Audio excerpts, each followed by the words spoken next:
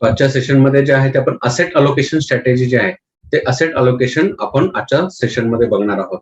आता जस्ट आपण asset allocation हा शब्द आपण जनरली ऐकला असेल, असेट अलोकेशन, किंवा हा जनरली आपण म्युच्युअल फंड मध्ये म्हणतो किंवा अजून बऱ्याचशा प्रोडक्ट मध्ये म्हणतो. पण ऍक्च्युली असेट अलोकेशन हे जे आहे तर ते इम्पॉर्टंट आहे प्रत्येकासाठी किंवा प्रत्येक इंडिव्हिज्युअलसाठी. आपण तेवढ्या लेवलला त्याचा विचार करत नाही. आता असेट अलोकेशन मध्ये जर बघितलं तर ह्या 3 स्टेप ज्या आहेत तर त्या 3 स्टेप इम्पॉर्टंट आहेत.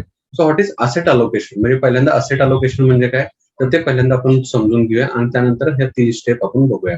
आता असेट अलोकेशन याचा अर्थ काय होतो की जे जे ज्या ह्याच्यामध्ये तुम्ही इन्व्हेस्टमेंट करणार आहे, म्हणजे ज्या प्रोडक्टमध्ये आपण जी इन्व्हेस्टमेंट करणार आहे तर ती प्रोडक्ट मधली जी इन्व्हेस्टमेंट आपण वेगवेगळ्या म्हणजे जे काय आपल्याला फायनान्शियल प्रोडक्ट आहेत तर ते वेगळे फायनान्शियल प्रोडक्ट असतील किंवा अजून जे तुमचे इन्व्हेस्टमेंटचे जे प्रोडक्ट आहेत तर त्याच्यामध्ये ही डायव्हर्सिफाईड इन्व्हेस्टमेंट कशा पद्धतीने केली पाहिजे, म्हणजे प्रत्येक असेट कुठल्या कुठल्या प्रोडक्टमध्ये किती पर्सेंटेज ऑफ हे तुम्ही अलोकेट केलं पाहिजे किंवा इन्व्हेस्ट केलं पाहिजे, हे म्हणजे असेट अलोकेशन.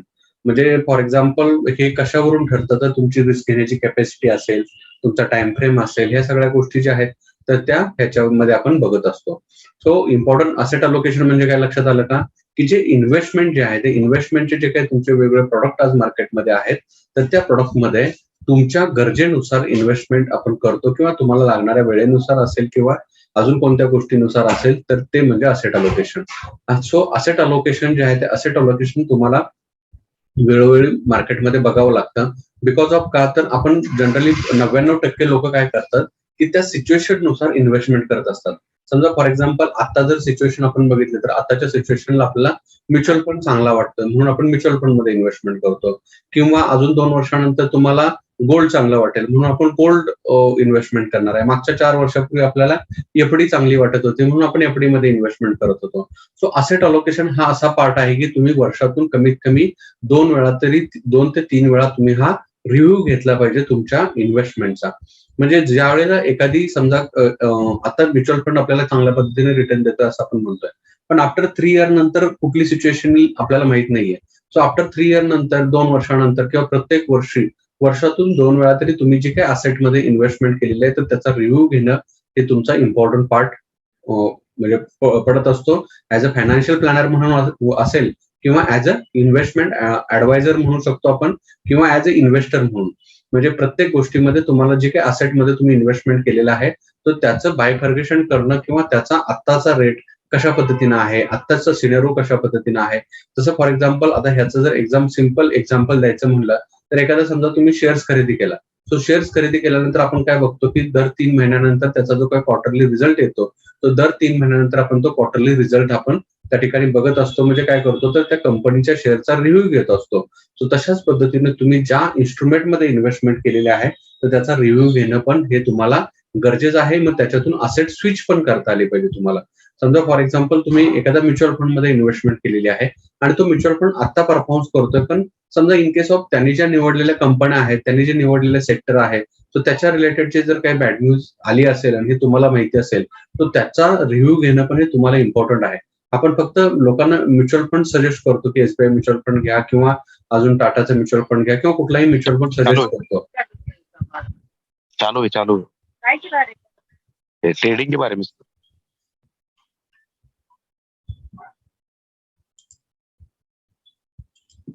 ओके, अजून आपण काय करतो की त्याच्यामध्ये कुठलाही इन्व्हेस्टमेंट जो आहे तो इन्व्हेस्टमेंट आपण काय करत असतो की ती त्यावेळेच्या सिच्युएशननुसार आपण सजेस्ट करत असतो.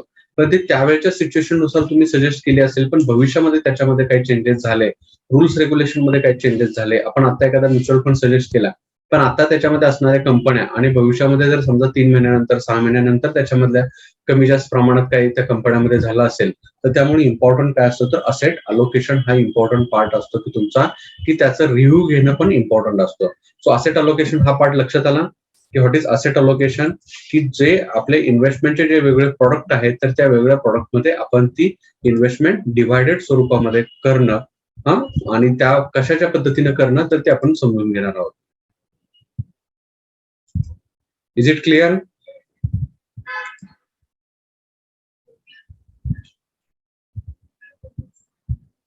Yes sir. Yes sir. Okay. So then आता बघा की असेट अलोकेशन हे लक्षात आलं असेल. आता आपल्याला काय बघायचं आहे, तर टाइम फ्रेम, रिस्क टॉलरन्स आणि पर्सनल सर्कमस्टन्सेस.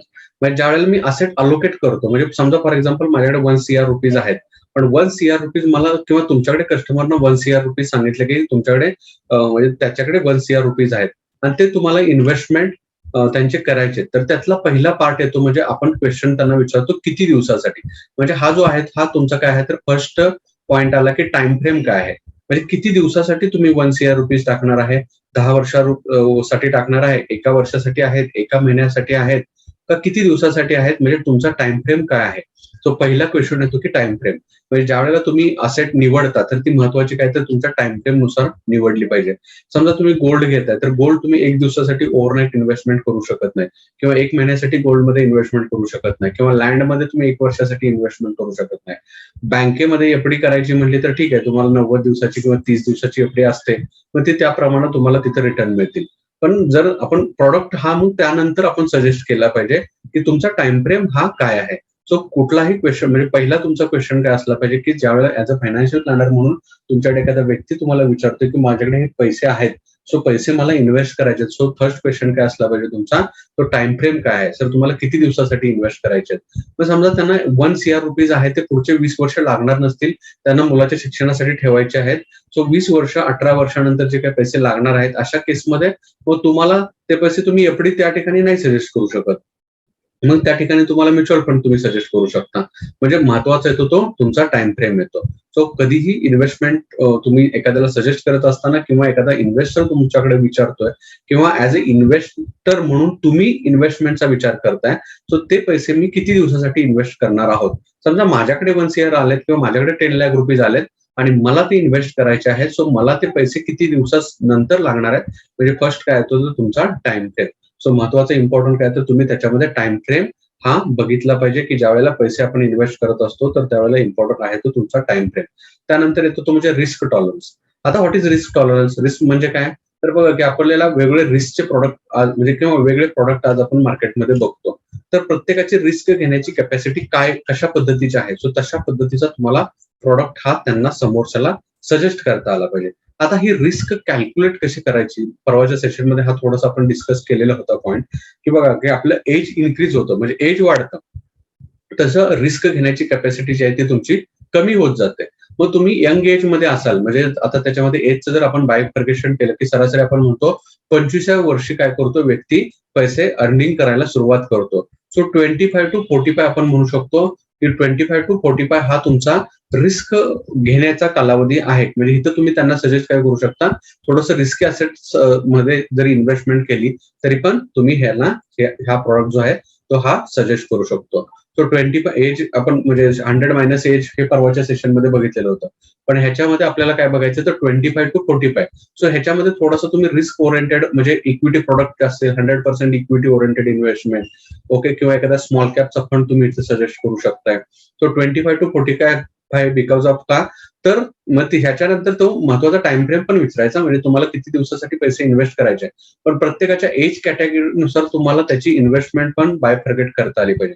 सो 25 to 45 हा तुमचा काय झाला, तर तुमची रिस्क घेण्याची कॅपॅसिटी काय आहे, तर ती तुम्हाला त्याच्यावरून समजते की इथे थोडीशी रिस्क तुम्ही घेऊ शकता. देन 45 to आपण म्हणू शकतो 60. सो ह्या एजमध्ये आता इथं तुम्ही रिस्कला 100% दिले, तर इथं तुम्ही काय केले पाहिजे, तर 70%च तुम्ही ह्या केसमध्ये तुम्ही रिस्की असेटमध्ये केले पाहिजे. किंवा आपण 100 मायनस एज म्हणतो त्याही कॅल्क्युलेशन तुम्ही जाऊ शकता, किंवा हा फॉर्म्युला लक्षात ठेवा की 70% 45 to 60च्या एजमध्ये. आणि 60च्या पुढे जे आहे ते आपण थोडीशी रिस्क घेऊ शकत नाही, कारण ह्या केसमध्ये काय, तर ह्या केसमध्ये तुम्हाला पैसे लागणार असतात, तुम्ही कमवू शकत नाही. ह्या केसमध्ये एखाद्या वेळेस तुमचा निर्णय चुकला तरी पण तुम्हाला तो सुधारण्यासाठीचा चान्स असतो. त्यामुळं काही वेळेस जरी तुमची इथे रिस्की असेटमध्ये तरी इन्व्हेस्टमेंट झाली, तिथं प्लस मायनस झालं, तरी पण तुम्हाला जो पुढचा टाइम पिरियड मिळतो त्यामुळे तुमचे रिटर्न जे आहे ते रिटर्न तुमच्या त्या ठिकाणी रिकव्हर होऊ शकतात, किंवा जरी काही लॉस झाला तरी तो रिकव्हर होऊ शकतो. किंवा सिम्पल फॉर्म्युला काय, तर तुमचा 100 मायनस एज. मग 100 मायनस एज म्हणजे काय, समजा एखाद्याचं एज 25 असेल, सो 100 मायनस 25 केलं तर 75% आपण काय म्हणतो, रिस्क घेणाऱ्या प्रोडक्ट म्हणजे रिस्की प्रोडक्ट मध्ये आपण ही इन्व्हेस्ट करू शकतो. आता हे झालं ह्या दृष्टीने आपण सर्व दृष्टीने विचार केला. आता ह्याच्या बरोबर बघा की त्या व्यक्तीचं ज्यावेळेला आपण पर्सनल फायनान्शियल प्लॅनिंग करतोय, सो त्याची तुम्हाला काय बघणं गरजेचं आहे की त्याच्यावरती असणारी रिस्पॉन्सिबिलिटी, जबाबदारी पण आपण त्याच्यामध्ये बघणं गरजेचे आहे, ती डिस्कस करणं पण गरजेचे आहे. समजा फॉर एक्झाम्पल ठीक आहे, त्याचं 25 to 45 एज आहे म्हणून तुम्ही त्याला इक्विटीचा प्रॉडक्ट दिला, पण त्याची पूर्णपणे त्याच्यावरती पूर्ण त्याची म्हणजे घराची जबाबदारी त्याच्यावरती आहे, किंवा पूर्ण लायबिलिटी असेल किंवा काही लायबिलिटी आहेत किंवा व्हॉटेवर जुनं काय आहे. आपण बऱ्याचशा इन्व्हेस्टरच्या बाबतीत पण बघतो की जुन्या लायबिलिटीज ज्या आहेत त्या जुन्या लायबिलिटीज त्यांना हे करावे लागतात. आवाज कमी येतोय का माझा? येतोय सर आवाज. ओके, ठीक आहे, थोडंसं वाढवतो. पवार मॅडम म्हटलं की कमी येतं. ओके, सो आपण ह्याच्यामध्ये जर बघितलं तर लायबिलिटीज जे आहेत ते लायबिलिटीज, समजा एखादा व्यक्ती असेल, सो ठीक आहे त्याची रिस्क घेण्याचं एज आहे, पण त्याच्यावरती काही लायबिलिटीज असतील, वडिलोपार्जित असतील किंवा काही क्रिएट झाले असतील किंवा जबाबदारी असेल, जसं काही फॅमिलीजमध्ये आपण बघतो की बहिणीची शिक्षणाची जबाबदारी येते किंवा भावाच्या शिक्षणाची येते, लग्नाची येते. सो अशा गोष्टी पण काही काही इन्व्हेस्टरच्या बाबतीत आपण बघत असतो. मग अशा केसमध्ये ज्यावेळेला आपण विचार करतोय, सो त्याचा रिस्क टॉलरन्स पण आपण चेक केला पाहिजे. ज्या वेळेला आपण एखादा फायनान्शियल प्लॅनिंग एखाद्या व्यक्तीचं करत असतो, सो त्याच्या बाकीच्या गोष्टी पण फॅमिली रिलेटेड हे तुम्हाला माहिती असल्या पाहिजेत, काही लायबिलिटीज ह्या माहिती असल्या पाहिजेत. ह्या सगळ्या गोष्टी तुम्हाला त्याच्याशी डिस्कस करता आल्या पाहिजेत. मग गेलोय, आपण डायरेक्ट प्रॉडक्ट सांगितला, 12 वर्ष भरायचे, 14 वर्षापासून पैसे रिटर्न, तर तुम्ही you are the not a good financial planner. म्हणजे तुम्हाला त्याचं पूर्णपणे व्यवस्थित पद्धतीनं त्याची रिस्क हे सगळं कॅल्क्युलेट करता आलं पाहिजे. किती दिवसासाठी तो व्यक्ती पैसे भरू शकतो हेही बघितलं पाहिजे. जनरली आपण बघतोय की लाईफ इन्शुरन्समध्ये तुमची मॉर्टॅलिटी म्हणजे ह्याचा जो जास्त रेट आपण बघतो, बिकॉज ऑफ का, तर तिथं रिन्युअल पैसे जवळजवळ 20%, 30% पॉलिसी लॅप्स झालेल्या आपण बघतो. सो त्यांचं प्रॉपर त्यांच्याशी डिस्कस केलेलं नसतं. त्यांना कधी आपण चुकीच्या मार्गदर्शन आपलं म्हणजे सर्वांच्याकडून होत असतं. काही कारणास्तव आपण त्यांना म्हणजे बाबा एवढा भर, पुढचा कसा आपण निर्माण होऊ शकतो किंवा पुढचा भरावा लागतो हेही काही काही इन्व्हेस्टरला माहित नसतं, किंवा कधी कधी 3च वर्ष भरायचे तर ऍक्च्युअली भरायचे असतात 12-15 वर्ष. सो आपण ते तात्पुरत्या कमिशनसाठी म्हणजे बरेचसे फायनान्शियल प्लॅनर असं चुकीचं मार्गदर्शन करतात. त्यामुळं त्याचा टाइम फ्रेम म्हणजे तो एवढा कालावधीसाठी पैसे भरू शकतोय का. इव्हनली आपण SIP मध्ये इन्व्हेस्टमेंट करत असताना ती SIP किती वर्षासाठी केली पाहिजे तर तुम्ही प्रॉफिटमध्ये राहू शकता. जनरली काही काही म्हणतात की आम्ही 1-2 वर्ष पैसे फक्त तुम्ही भरू शकतो, महिन्याला 5,000 10,000 रुपये. मग त्यांना त्या पद्धतीचा प्रॉडक्ट तुम्हाला देता आला पाहिजे की 1-2 वर्ष त्यांची जर टाइम फ्रेम आहे, 2 वर्षानंतर पैसे लागणार आहेत, 2 वर्षात पैसे लागणार आहेत आणि 2 वर्षासाठी जर तुम्ही इक्विटी ओरिएंटेड फंड देताय, तुम्ही मल्टीकॅप फंड देताय किंवा तुम्ही फ्लेक्झिकॅप फंड देताय 2 वर्षासाठी, तर तो चुकीचं मार्गदर्शन आहे. मग मल्टीकॅप, फ्लेक्झिकॅप फंड हे तुम्हाला 5 वर्षाच्या पुढच्या टाइम फ्रेमसाठी देणं गरजेचं आहे. 2 वर्षाचा टाइम फ्रेम असेल तर तुम्हाला बॅलन्स फंड जे आहे ते बॅलन्स फंडामध्ये तुमचे हे म्हणजे इन्व्हेस्टमेंट असली पाहिजे. म्हणजे ते हे कशावरती डिसिजन घेतलं आपण, ठीक आहे माझी रिस्क घेण्याची कॅपॅसिटी आहे, पण मला 2 वर्षात पैसे लागणार, म्हणजे माझ्याकडे टाइम पिरियड कमी आहे. अशा केसमध्ये मग जरी मी रिस्क घेऊ शकणारा व्यक्ती जरी असलो 25-45च्या एज मधला, तरी पण मला त्या ठिकाणी माझ्याकडे टाइम पिरियड कमी आहे, कारण मला 2 वर्षात काहीतरी गोल आहे माझ्याकडं. मग 2 वर्षामध्ये मला पैसे लागणार आहेत, तर जरी मी रिस्क घेणारा असलो तरी पण माझी रिस्की असेटमध्ये मला इन्व्हेस्टमेंट म्हणजे त्या कस्टमरला मला सांगायची नाहीये किंवा ऍज अ इन्व्हेस्टर म्हणून मला ती करायची नाही. तर हे आपल्याला समजलं पाहिजे. Then personal circumstances.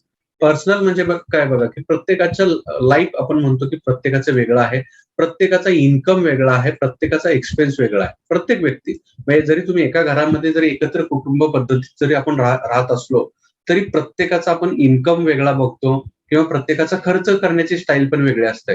प्रत्येकाची म्हणजे घरातल्या कुणाला एखाद्याला पुस्तक वाचायचा नाद आहे, तर तो काय करतो की पुस्तकासाठीचा त्याचा महिन्याचा खर्च वाढतो.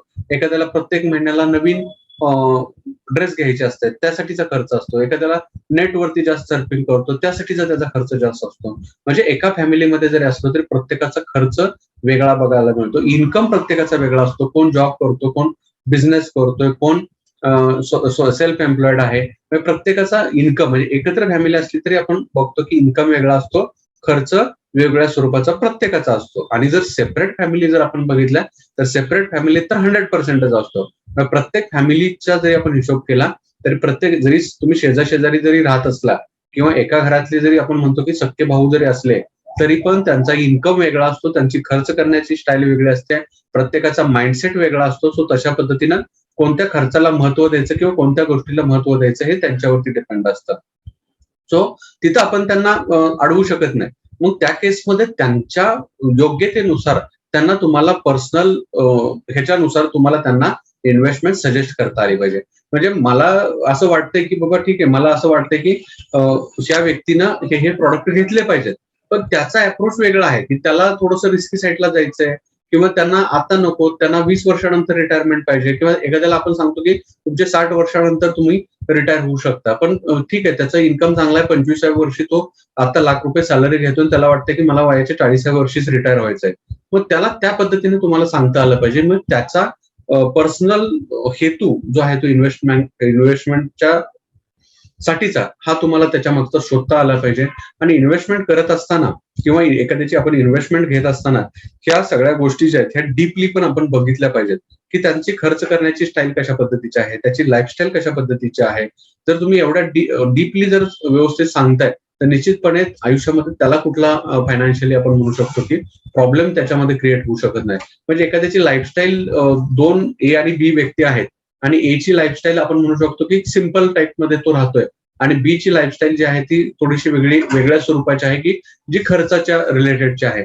आणि ए आणि बी चा इन्कम जरी सोर्स एकसारखाच असला, दोघंही एकाच कंपनीत काम करतायत आणि दोघांचा जरी इन्कम सोर्स एकसारखा आहे, 1-1 लाख रुपये, मग अशा केसमध्ये दोघांचाही इन्कम सोर्स 1-1 लाख रुपये आहे. मग त्या केसमध्ये दोघांना आपण समान प्रॉडक्ट देऊ शकतोय का? दोघांना आपण समान प्रॉडक्ट देऊ शकतोय का सांगा मला.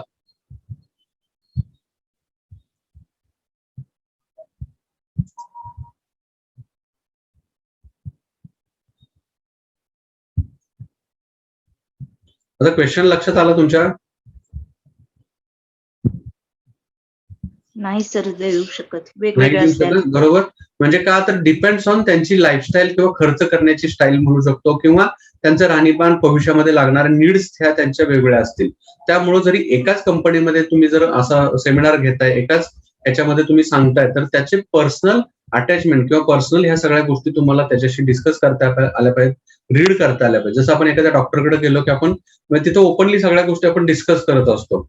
ओके, सो तशाच पद्धतीने ज्यावेळेला आपण एखाद्या फायनान्शियल प्लॅनरकडे जातो किंवा एखाद्या वेळेस तुमचा फायनान्शियल प्लॅनर जो आहे, तुम्ही ऍज अ फायनान्शियल प्लॅनर म्हणून वर्किंग करताय किंवा तुमच्याकडे ऍज अ इन्व्हेस्टर म्हणून तुम्ही दुसऱ्याकडे जाताय. सो अशा केसमध्ये तुमच्या ज्या काही नीड्स आहेत किंवा भविष्यातल्या ज्या काही लागणाऱ्या गोष्टी आहेत किंवा तुमची लाईफस्टाईल असेल, मला ह्या पद्धतीने जगायला आवडतं, मला बाबा ठीक आहे मला फिरायला आवडतं, मला एखादा म्हणेल नाही ठीक आहे मला फिरायला नाही आवडत, मला फक्त टीव्ही बघायला आवडते. सो त्याचा खर्च कमी असेल कम्पॅरिझन टू ज्याला फिरायला आवडते. तर म्हणजे अशा पद्धतीने त्याची पर्सनल नीड्स ज्या आहेत त्या पर्सनल नीड्स तुम्हाला ओळखता आल्या पाहिजेत. म्हणजे जरी आपण फक्त म्हणतो ना की मुलांची शिक्षण, मुलांची लग्न, रिटायरमेंट म्हणजे फायनान्शियल प्लॅनिंग, तर तसं जर फायनान्शियल प्लॅनिंग आपण करतोय तर ते एका लेवलचं झालं. पण त्याच्या भविष्यातल्या आवड कशाच्या पद्धतीच्या आहेत तशा पद्धतीने त्याला भविष्यामध्ये काय पैसे लागू शकतात. म्हणजे आता जर मला जर कुठल्या देशामध्ये फिरायचं म्हणलं किंवा एक जनरल टूर काढायची म्हणली इंडियामध्ये, तरी पण कमीत कमी माझ्याकडे एक 5 लाख रुपये लागतील. पण ठीक आहे, तो व्यक्ती जो आहे तो व्यक्ती म्हणतोय की मला एक 10 वर्षानंतर करायचंय. 10 वर्षानंतर महागाई रेट प्रमाणे सर तुम्हाला त्या टूरसाठीचा एवढा एक्सपेन्स येईल. एखादा म्हणेल की मला ठीक आहे मला मूव्हीज बघायला आवडतात किंवा मला पुस्तक वाचायला आवडतात. मग पुस्तक किती वाचता सर तुम्ही? म्हणजे दर महिन्याला मी सरासरी एक 2,000ची पुस्तक घेतो, म्हणजे वर्षाला मला एक 25,000 रुपये ते पुस्तकं परचेससाठी लागतात. मग ते बुक परचेससाठी 25,000 रुपीज आत्ता लागतात. सर तुम्ही हीच आवड जरी 10 वर्षानंतर ठेवली तरी पण सर महागाई दरानंतर ते तुमचे काय होतील, बुक्सचे रेट पण इन्क्रीज होतील. मग त्यावेळेला सर तुम्हाला एवढे पैसे हे नीडफुल असतील. मग त्याचा हा पर्सनल अटॅचमेंट पण तुम्ही थोडंसं डीपली जर जाताय तर डीपली गेला तर त्याची पर्सनल अटॅचमेंट तुमच्याशी कायमस्वरूपी होऊ शकते. सो असेट अलोकेट करत असताना इम्पॉर्टंट ह्या गोष्टी बघणं गरजेचं आहे की त्याच्यानुसार मग तुम्हाला प्रॉडक्ट हा त्यांना सजेस्ट करता आला पाहिजे. पहिला टाइम फ्रेम, त्यानंतर रिस्क टॉलरन्स म्हणजे रिस्क घेण्याची कॅपॅसिटी किंवा ह्या सगळ्या तुम्हाला गोष्टी बघायच्या. त्यानंतर पर्सनल कशा पद्धतीनं त्याची आवड निवड किंवा त्याला काय कशा पद्धतीनं त्याचे गोल आहेत. आता एखादा जरी 1-1 लाख रुपये कमवतोय आपण म्हणलं, सो एखाद्याला एकच आपत्ती असू शकते, एखाद्याला 2 असतील, एखाद्याला 3 असतील. ओके, मग तशा पद्धतीने जर आपण बघितलं तर 1 लाख रुपये कमवतोय त्याचं फायनान्शियल प्लॅनिंग वेगळं असणार आहे. बिकॉज ऑफ का तर त्याला एकाच मुलाच्या शिक्षणाचा खर्च भागवायचा आहे किंवा 2 मुलं आहेत तरी पण तो काय म्हणतो की नाही माझ्या मुलांना मला अब्रॉडला शिकायला पाठवायचं आहे. जो एकच अपत्य आहे तो काय म्हणू शकतो, किंवा नाही मला इथंच मी शिकवणार आहे किंवा मी त्याला बिझनेस काढून देणार आहे.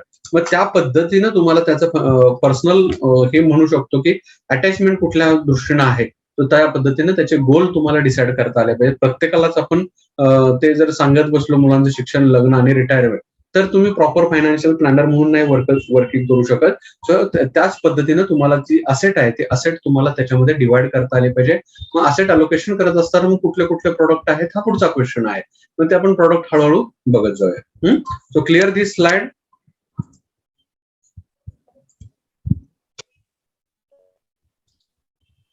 Yes sir. Okay okay. आता असेट अलोकेशन मधलाच हा नेक्स्ट पार्ट आहे. म्हणजे त्याच्यामध्ये आता जे आपण मुद्दे रीड केले किंवा आपण डिस्कस केले, तर त्यातल्याच एक एक मुद्दा आहे. आता असेट अलोकेशन करत असताना बघा की जसं मी आता इस्टिमेटेड फ्युचर इन्कम, म्हणजे आत्ताचा इन्कम आपण समजा बघितला त्याच्यानुसार आपण प्लॅनिंग करतोय, पण आपण कधी फ्युचरच्या इन्कमचं डिसिजन घेतो का हो? म्हणजे फ्युचरमध्ये सर तुमचा इन्कम एवढ्या पद्धतीने वाढू शकतो, की जसं आपण म्हणतोय महागाई दराप्रमाणे सर तुमचा खर्च एवढा होऊ शकतो किंवा रिटायरमेंटला पैसे एवढे लागतील. पण सर महागाई दराप्रमाणे तुमची 5 वर्षानंतर सॅलरी एवढी वाढलेली असेल, म्हणजे फ्युचर इन्कम किंवा भविष्यामध्ये तुम्ही बिझनेसमध्ये सरासरी आपण म्हणतोय की 10%, 20% प्रॉफिट ग्रोथ वाढत राहतो. म्हणजे आपण कंपन्या ज्या चांगल्या परफॉर्म करतात ह्या बघतो. मग तशा पद्धतीने जर बघितलं तर तुमचा जरी सेल्फ एम्प्लॉईड बिझनेस असेल तरी सर तुमच्याकडे 10-20 वर्षानंतर, 5 वर्षानंतर तो 10 पर इयर 10% जरी आपण इन्कम वाढलेला असं म्हणलं आपण, कारण इन्कम हा वाढणारच आहे बिकॉज ऑफ जीडीपी इन्क्रीज होते. जीडीपी इन्क्रीज झाली की फक्त देशाची जीडीपी वाढत नाही, तर ह्या ज्या कंपन्या असतात कंपन्यांचा पण प्रॉफिट ग्रोथ वाढत राहतो, सेल्फ एम्प्लॉईडचा पण प्रॉफिट ग्रोथ वाढत राहतो. म्हणजे काय तर त्यांचा इन्कम वाढतो. जशी सॅलरी वाढते, सो तशाच पद्धतीनं जे सेल्फ एम्प्लॉईड बिझनेस असतात, म्हणजे कोणाचं एखादं कपड्याचं शॉप असेल, कोणाचं किराणा मालाचं शॉप असेल, सो तिथला तो तेवढा तुमचा काय होत असतो की सेल्स हा इन्क्रीज झाला, सेल्स इन्क्रीज झाला, तुम्ही प्रॉफिट मार्जिन सस्टेन ठेवताय, तर निश्चितपणे काय होणार आहे, तो तुमचा प्रॉफिट मार्जिन सस्टेन ठेवल्यामुळं तुमचं काय होणार आहे, प्रॉफिट जे आहे ते प्रॉफिट हे तुमचं छान पद्धतीनं त्याच्यामध्ये इन्क्रीज होत राहणार आहे. सो फ्युचर इन्कम जो आहे तो तुम्ही एस्टिमेटेड म्हणजे केलेला असला पाहिजे. कस्टमरशी डिस्कस करत असताना ज्याही गोष्टी थोड्याशा तुम्हाला त्यांच्याशी डिस्कस करता आल्या पाहिजे. सर भविष्यामध्ये हे तुमचा फ्युचरमध्ये जरी एक्सपेन्स वाढला तरी पण तुमचा काही प्रमाणात हा इन्कम हा इन्क्रीज होत राहणार आहे. आपण एक्सपेन्स दाखवतो आणि तो व्यक्तीला आपण घाबरवत असतो ऍज अ फायनान्शियल प्लॅनर म्हणून. आपण त्याच्याबरोबर त्याला हेही सांगितलं पाहिजे, मग हा का घाबरतो की एक्सपेन्स माझा एवढा होणार आहे, मग एवढे खर्च माझे होतील, मग मला आता ते झेपणार आहे का, मग तो इन्व्हेस्टमेंट टाळत असतो. तर त्याला जर आपण जागरूक केलं की सर ठीक आहे, आता तुम्हाला हे वाटत असतंय, म्हणजे आता समजा तुम्ही वर्षाला 1 लाख 2 लाख रुपये भरायला तुम्ही त्यांना सजेस्ट करताय, सो आता सर तुम्हाला समजा 1 लाख 2 लाख रुपये हे तुम्हाला आता थोडेसे जास्त वाटतील, कारण तुम्ही इन्व्हेस्टमेंट दाखवत असताना कशा पद्धतीने कॅल्क्युलेट केलं, फ्युचर एक्सपेन्स प्रमाणे कॅल्क्युलेट केलं. बरोबर आहे. म्हणजे आपण जे फ्युचर एक्सपेन्स हे होतील तशा पद्धतीने तुम्ही काय कॅल्क्युलेट केलं की सर तुम्हाला एवढे वर्षाला 2 लाख रुपये भरण्याची गरज आहे. पण तो व्यक्ती तो आता कॅपेबल नसतो ना, की 2 लाख रुपये भरण्याच्या कॅपेबिलिटीचा नसतो. तर त्यांना तुम्हाला सांगता आलं पाहिजे की सर आता थोडंसं तुम्हाला काय होईल की 1 वर्ष 2 वर्ष तुमच्यावरती बर्डन वाढल्यासारखं होईल. बिकॉज ऑफ का, तर 2 वर्षानंतर सर तुमचा निश्चितपणे इन्कम पण इन्क्रीज होणार आहे. तो इन्कम कशा पद्धतीने इन्क्रीज होतो तो हे तुम्हाला त्यांना सांगता आलं पाहिजे की सर आपल्या इंडियातला जीडीपी इन्क्रीज होतोय. मग तो जीडीपी काय असतो, म्हणजे ग्रॉस डोमेस्टिकल प्रॉडक्ट इन्क्रीज होतोय. मग सरासरी जर आपण बघितलं तर 7% ना हा जीडीपी इन्क्रीज होतोय. मग त्या केसमध्ये जीडीपी बरोबर महागाई वाढते. मग सरासरी सर 15% हा तुमची आपण म्हणू शकतो की 15% काय होऊ शकते, तुमच्या इन्कमचा ग्रोथ हा सरासरी दरवर्षी राहू शकतो. मग 15% ग्रोथ राहिला तर महागाई तुमची समजा 6-7% जरी वाढली तरी पण सर आता तुम्हाला जरा थोडंसं बर्डन जरी वाटलं, कारण हे तुम्ही सांगत असताना काय सांगताय, फ्युचर एक्सपेन्सच्या दृष्टीनं, म्हणजे फ्युचरमध्ये जो काही खर्च होणार आहे तर त्याच्या दृष्टीनं तुम्ही आत्ताचा इन्व्हेस्टमेंट त्यांना सजेस्ट केली. म्हणजे आत्ताच्या आपण तिथं महागाई दर कॅल्क्युलेट करतो ना, की महागाई दराप्रमाणे सर आता शिक्षणाचा खर्च 10 लाख रुपये होतोय, तर 10 वर्षानंतर तेच तुम्हाला 17-18 लाख 20 लाख रुपये लागतील. मग हे आपण फ्युचरचा एक्सपेन्स ऍड करत, म्हणजे फ्युचरचा एक्सपेन्स कॅल्क्युलेट केला महागाई दराप्रमाणे, पण फ्युचरचं इन्कम आपण कधी सांगतो का हो त्यांना?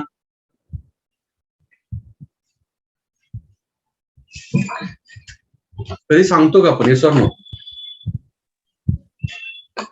नाही.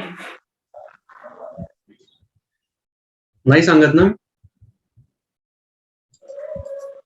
हो सर, नाही सांग. मग आपण तो सांगितला पाहिजे, की मग त्याच्यामुळे काय होईल, की तो एक हलका होईल. समजा मी तुम्हाला प्लॅन दिला आणि मी सांगितलं, की सर मॅडम तुम्हाला 2 लाख रुपये भरायचे. सर तुम्हाला 2 लाख रुपये भरायचे आणि आता तुमचा इन्कम काय होतोय टेंटेटिव्ह 3 लाख, 4 लाख रुपये होतोय, 5 लाख रुपये होतोय. सो 2 लाख रुपये तुम्हाला ते गरजेचे आहेत. तो व्यक्ती म्हणतो, ठीक आहे मला भरायचे आहेत. पण आता मी भरेन, आता आहेत माझ्याकडे कुठून तरी आले. पण पुढचं काय होईल मला माहित नाही. मग फ्युचरसाठी सर तुमचा इन्कम पण ह्याच्यामध्ये इन्क्रीज होणार आहे. हे तुम्हाला त्याच्यामध्ये सांगता आलं पाहिजे. सो असेट अलोकेशन करत असताना ह्या पण गोष्टी तुमच्या डिस्कस करता आला पाहिजे. असेट अलोकेशन म्हणजे काय, तुम्ही इनडायरेक्टली प्रॉडक्ट काय करताय, डायव्हर्सिफाईड तुम्ही त्याच्यामध्ये प्रॉडक्ट सांगत असताना तुम्हाला ह्या गोष्टी त्याच्यामध्ये डिस्कस करता आल्या पाहिजेत. त्यानंतर त्या व्यक्तीची लायबिलिटी पण आपल्याला डिस्कस करता आली पाहिजे. लायबिलिटीमध्ये जसं मगाशी मी सांगितलं, काही असतील देणी असतील किंवा काही असतात. म्हणजे आज आपण म्हणू शकत नाही की कोणीही व्यक्ती आज विदाउट लायबिलिटी कुठलाही व्यक्ती नाहीये. क्वचित असतात 1%, 2% लोक विदाउट लायबिलिटीचे.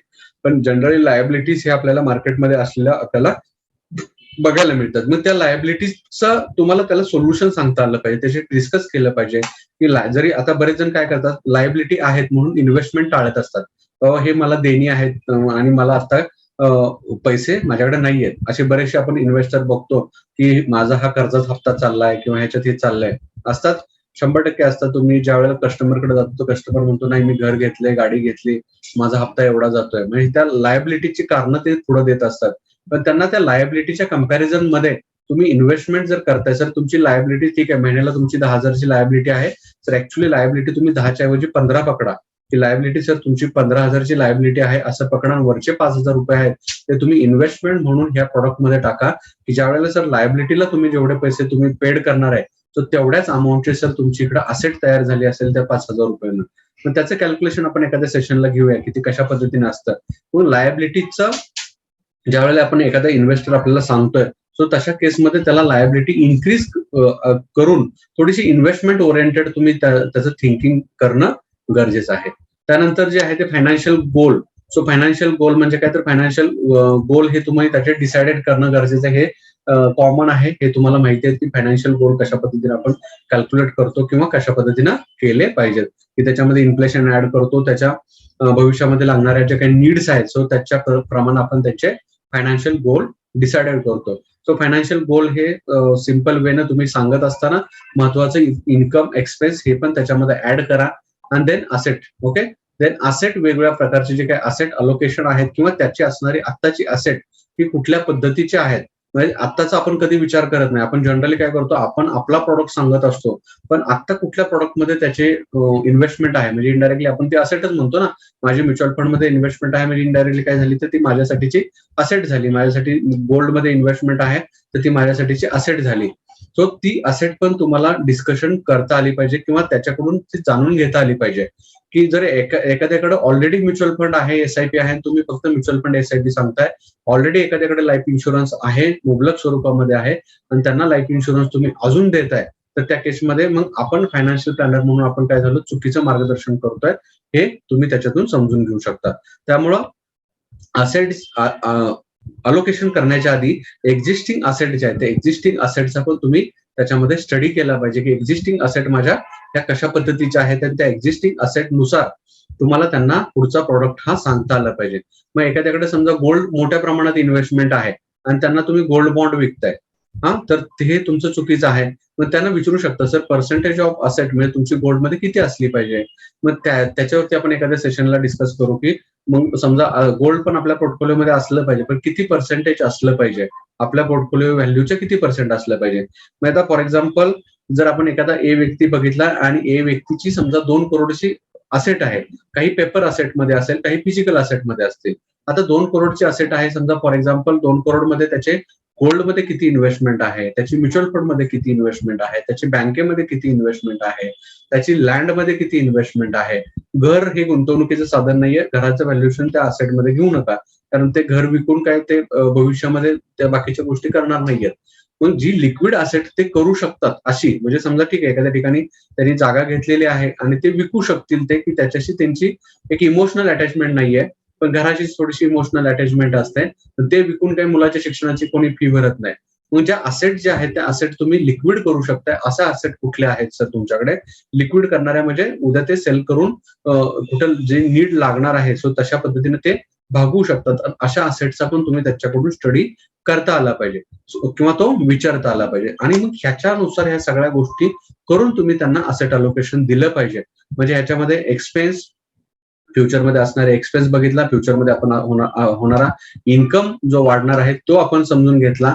त्यानंतर लायबिलिटी ज्या आहेत त्या लायबिलिटीच्या नुसार म्हणजे ते लायबिलिटी असल्यामुळे जर टाळत असतील तर आपण काय केलं पाहिजे हे तुम्हाला थोडीशी त्याच्यामध्ये आयडिया दिली तुम्हाला.